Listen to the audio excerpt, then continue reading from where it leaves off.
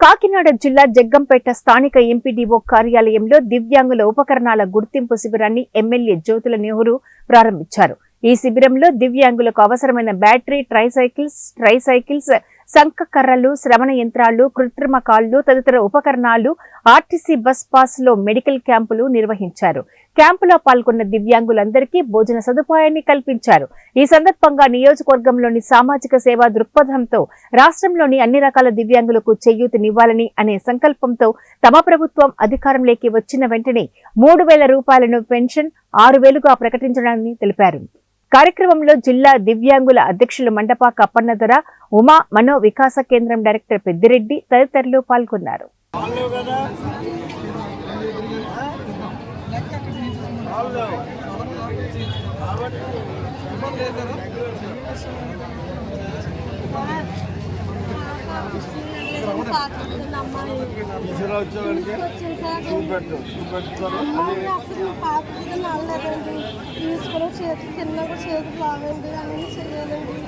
దానికి ఏం కావాలో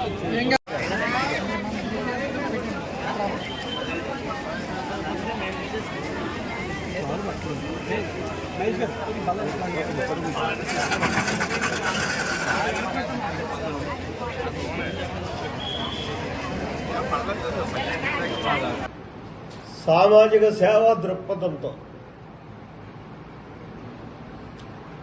ఎవరైతే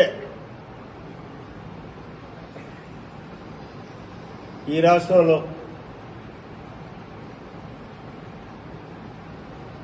వికలాంగులు ఉన్నారు, అంటే మానసిక వికలాంగులు కానీ,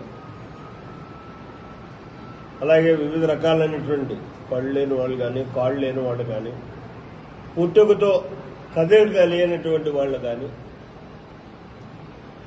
ఉన్నటువంటి వికలాంగులకు అందరికీ కూడా చేయూతనివ్వాలి అని చెప్పి మా ప్రభుత్వం వచ్చిన వెంటనే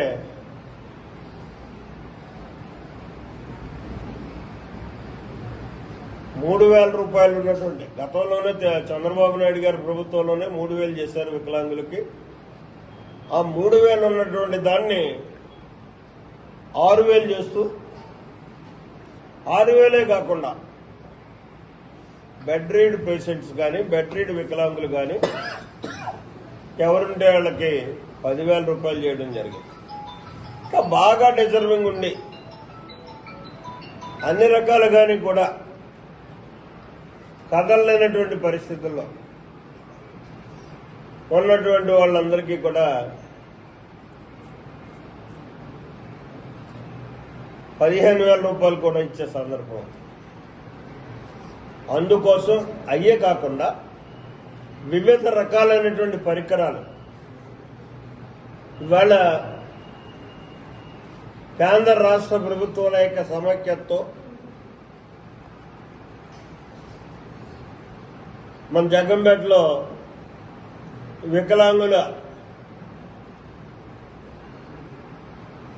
ఎవరికి ఏ అవసరం ఉంది అన్న దాన్ని ఐడెంటిఫై చేయడానికి తొందరలోనే కాళ్ళు లేని వాళ్ళకి కాళ్ళు ఏర్పాటు చేసేలాగా,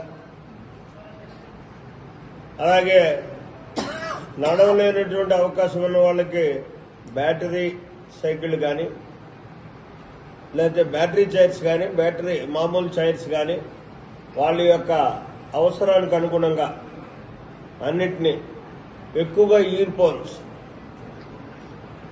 చెవిటి వాళ్ళందరికీ, చెవిటి మోగ వాళ్ళందరికీ కూడా షూటబుల్ అయ్యేటటువంటి ఇయర్ ఫోన్స్ ఇచ్చేటటువంటి అవసరానికి కానీ అన్ని